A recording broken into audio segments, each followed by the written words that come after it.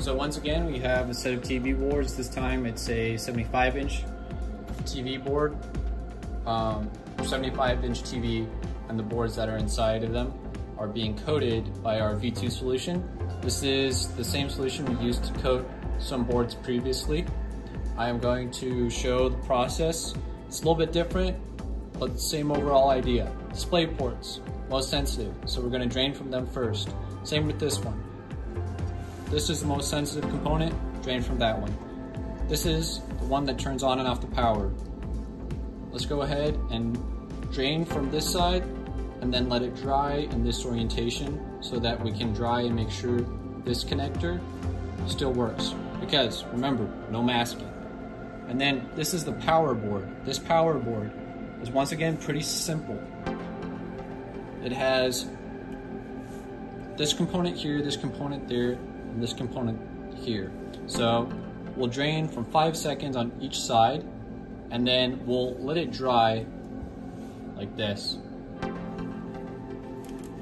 This will allow for all solution to leave much easier than if it were to be dried like this or from any vertical position.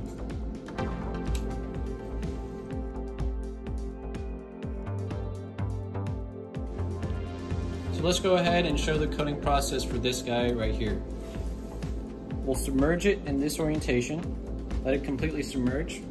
5 to 7 seconds are usually good for the coating process, but we also want to look out for any air bubbles. There are a few air bubbles on this side, and we just want to let those escape and let the solution completely cover this board to provide that IP68 rating. This one, dip it in this orientation. This one's very similar to the last one we just did. Let it sit there for about 5 to 10 seconds. This board, we place it in upside down because there's connectors on all sides. This allows for a better drainage of all those connectors. So you can see air bubbles are escaping. We'll just let it go ahead and stay there until all those air bubbles escape.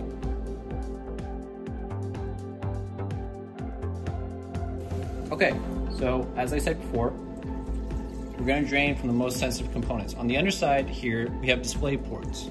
So we're going to drain 45-degree angle like this, about 5 seconds. Drain from the other display port, about 5 seconds.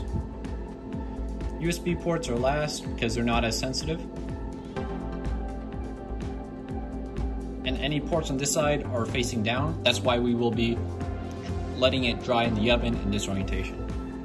We'll let it drain like this from this connector right here. But here's the thing. This is the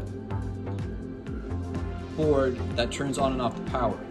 Right here, this connector is the most important one. So we're gonna let it dry in this orientation in the oven for 5 minutes so that this one will be drained the most. No air bubbles are escaping from this guy, so pretty simple. Just let it drain from this guy right here. 45-degree angle. Okay, it's done. Okay, no more air bubbles. So let's go ahead and drain it. First from this side. Side is next. Lastly, this side. This allows those 3 connectors I showed at the beginning of the video to be completely drained. And then we're going to let it dry in this orientation.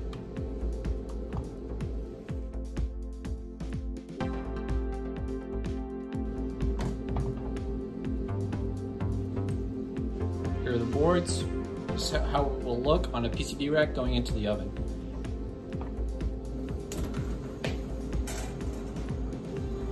Here we have our drying oven. As you can see, the previous TV boards right there, the second TV boards that we're putting in right here. Set at about 80 degrees Celsius. Let's close this up. Since the boards are, for the most part, not that sensitive, 2 minutes is a good time for them to dry. Here are V2 coated TV boards installed on this HDTV with water being sprayed on them. Here is some more water being sprayed on. Everything is working just fine. To inquire about coating high volume process, learn more, or schedule a meeting, visit nanoflowx.com.